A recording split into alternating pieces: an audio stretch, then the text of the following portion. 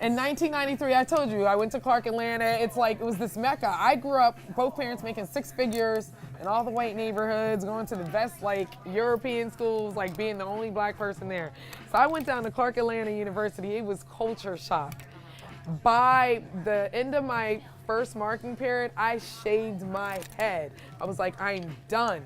Like for real, like I'm going natural. I became vegetarian.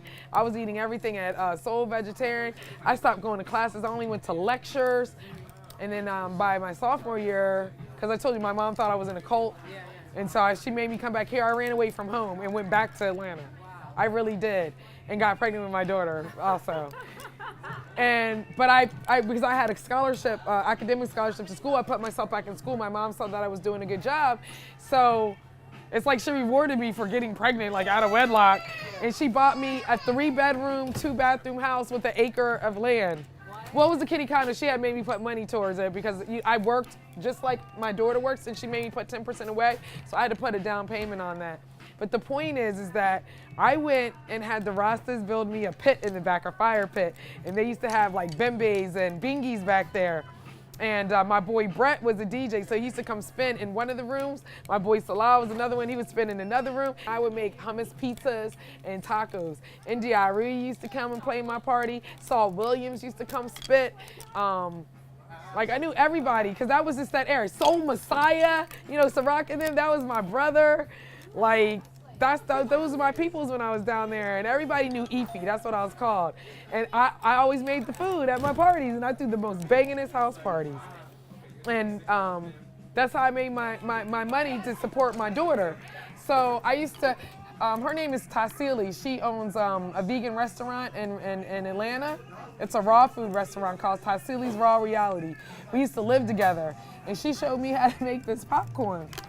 And so I made this popcorn, and I started making the lemonade that we have over there, and that's what I used to sell. So by the time I was 1, I came back here, and I used to drive for Matthew Smith Bus Company during the day, like at 6 o'clock in the morning. Then I would go to Del State with my daughter, Anana, like on my back. And then at 3 o'clock, my classes would end. As I would schedule my classes, I would go drive the school bus.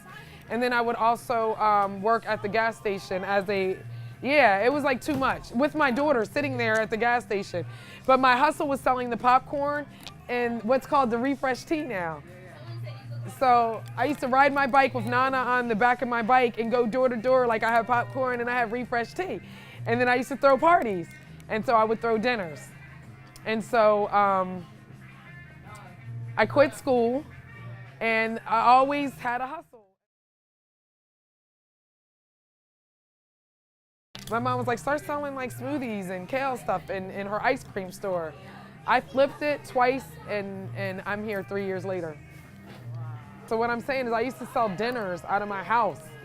And then I would sell like, I would work here dipping ice cream, and I would introduce smoothies and then the kale salad. But on the weekends, I would tell everybody via text, I'm making macaroni and cheese, greens, and like vegan chicken or something like that. And I would sell like 10 dinners was like $200.